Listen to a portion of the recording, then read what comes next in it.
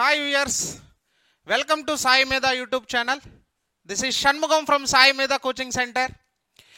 AP ESET 2025 ఫలితాలలో ప్రతి డిపార్ట్మెంట్లో సాయి మీద కోచింగ్ సెంటర్ విద్యార్థుల ప్రభంజనం కొనసాగింది. Last May 15th AP ECET 2024 రిజల్ట్లో ఎస్పెషలీ ఎలక్ట్రికల్ డిపార్ట్మెంట్లో టాప్ 10లో 5 ranks Sai Medha students achieve చేశారు సార్. సో ఇవన్నీ కూడా Sai Medha management, at the same time Sai Medha staff and Sai మీద ఎలక్ట్రికల్ డిపార్ట్మెంట్ స్టూడెంట్స్ అందరూ కూడా సో ప్రతి విభాగాలలో సక్సెస్ అయ్యి టాప్ 10లో 5 ర్యాంక్స్ సాధించారు. అందులో ఈరోజు మన స్టూడియోలో ఏపీ ఈసెట్ 2025 రిజల్ట్లో ఎస్పెషలీ ఎస్విజిపిలో ఎవ్రీ ఇయర్ ఎవ్రీ డిపార్ట్మెంట్లో టాప్ 10లో majority of the rank Sai Medha Tirupati విద్యార్థులు సాధిస్తున్నారు. మన మధ్య ఏపీ ఈసెట్ 2025 ఎలక్ట్రికల్ డిపార్ట్మెంట్లో సెకండ్ ర్యాంక్ సాధించినటువంటి ఎం దివాకర్ ఉన్నాడు. దివాకర్ స్పెషాలిటీ ఏంది అని అంటే 1 year బ్యాక్ వాళ్ళ ఫ్యాకల్టీ మన కోచింగ్ సెంటర్కి ఇంట్రడ్యూస్ చేసి జాయిన్ చేశారు. ఈ 1 yearలో మ్యాథమెటిక్స్, ఫిజిక్స్, కెమిస్ట్రీ, ఇంజనీరింగ్ డిపార్ట్మెంట్లో చాలా మంచి నాలెడ్జ్ గెయిన్ చేశాడు. రమణ సార్ దగ్గర కానివ్వండి, రాజశేఖర్ సార్ దగ్గర కానివ్వండి, నందకుమార్ సార్, ఏఎన్ఆర్ సార్, ఇలా చాలామంది ఫ్యాకల్టీస్ మన దివాకర్ని గైడ్ చేశారు. ఈరోజు దివాకర్ కొన్ని మాటలు మీకు అందరికీ, జూనియర్స్ అందరికీ, ఎస్పెషలీ ఎస్విజిపి ఆస్పిరెంట్స్ అందరికీ, స్టేట్లో ఉండేటటువంటి ఎలక్ట్రికల్ డిపార్ట్మెంట్ ఆస్పిరెంట్ అందరికీ కూడా అప్కమింగ్ ఆస్పిరెంట్స్కి యూస్ఫుల్ అయ్యే విధంగా కొన్ని మాటలు మీకు అందరికీ చెప్తాడు. అంతకన్నా ముందు మన దివాకర్ని సాల్వాతో, అట్ ది సేమ్ టైం మొమెంటంతో, క్యాష్ ప్రైజ్తో సత్కరించడానికి మన మధ్యలో ఉన్నటువంటి the founder of Sai Medha coaching centre, chairman and managing director doctor G Ramana సార్ని, అదేవిధంగా manager of Sai Medha coaching centre Sunil సార్ని నేను ఇన్వైట్ చేస్తున్నాను. Welcome sir.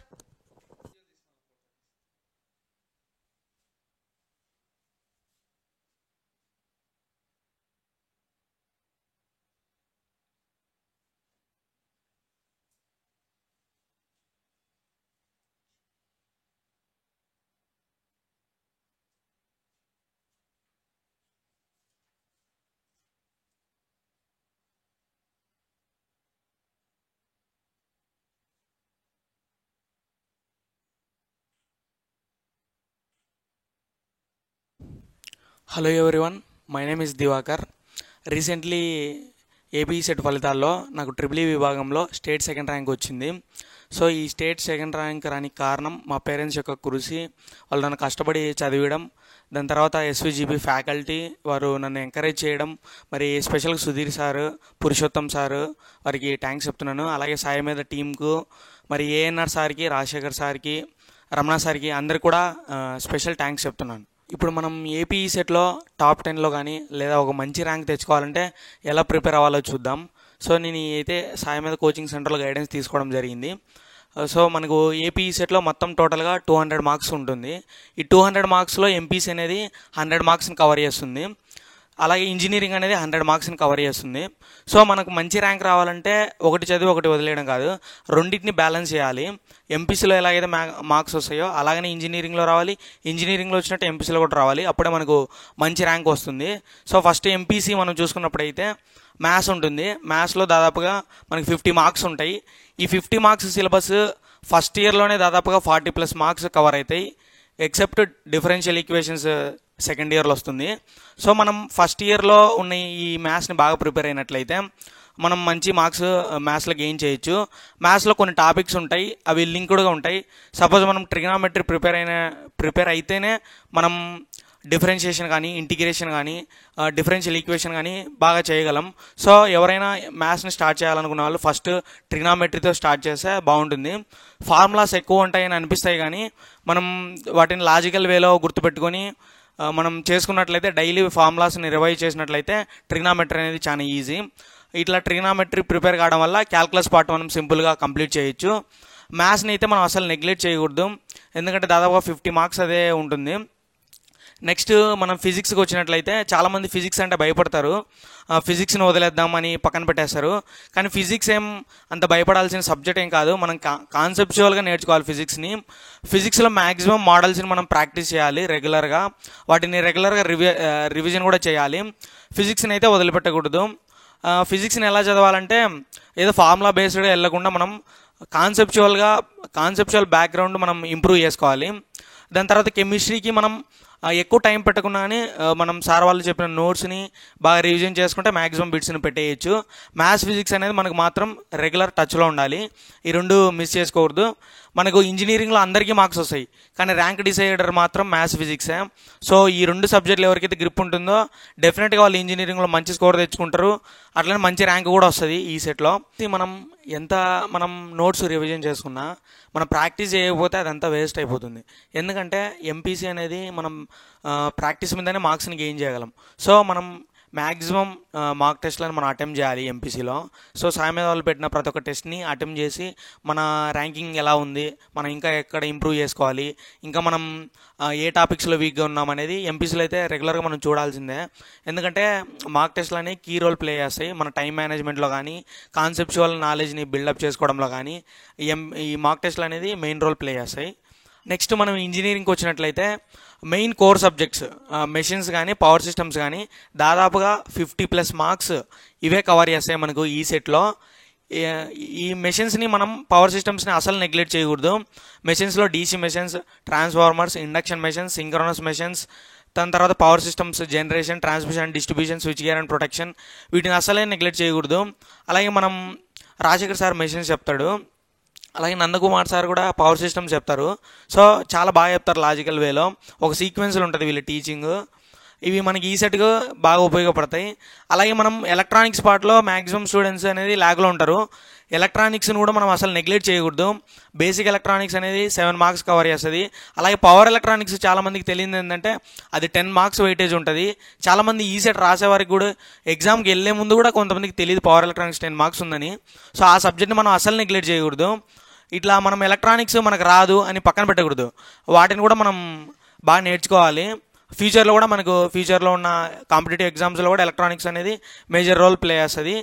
ఇంకా ట్రాక్షన్ అనేది సింపుల్గా ఉంటుంది సబ్జెక్ట్, 8 మార్క్స్ మనం గెయిన్ చేసుకోవచ్చు. ఇట్లా మనం బ్రాంచ్ ప్రిపేర్ అయ్యేటప్పుడు ఏంటంటే వెయిటేజ్ ప్రకారంగా ప్రిపేర్ కావాలి.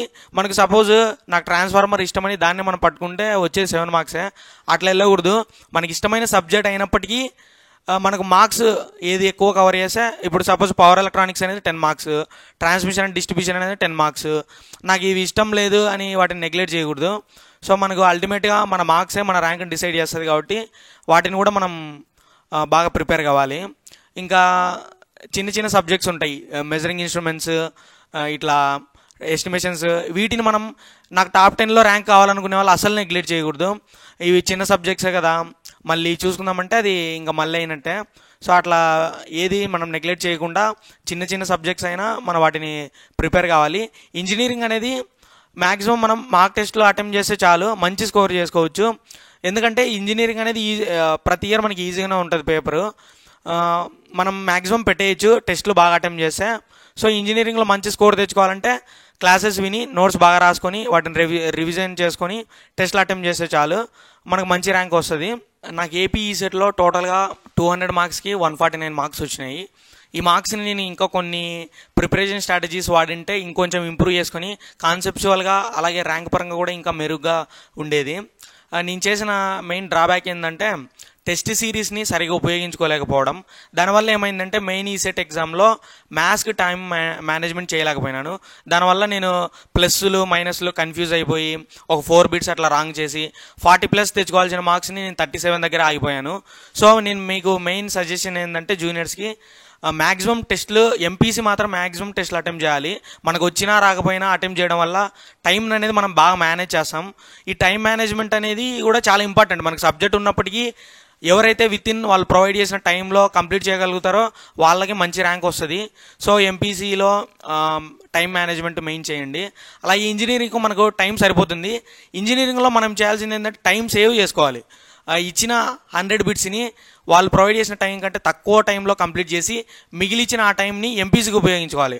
అలా ఉపయోగించుకోవడం వల్ల మనకు టైం ఎంపీస్కి అనేది పెట్టచ్చు, దానివల్ల మంచి స్కోర్ వస్తుంది. దాని తర్వాత ఇంకా నేను స్పెషల్ థ్యాంక్స్ మా పేరెంట్స్కి, అలాగే మా ఎస్విజిపి ఫ్యాకల్టీ సుధీర్ సార్కి, పురుషోత్తం సార్కి, బాలు సార్కి, అలాగే హెచ్ఓడి మేడంకి, ఇంకా అందరు ఫ్యాకల్టీ కూడా థ్యాంక్స్ చెప్పాలనుకున్నాను.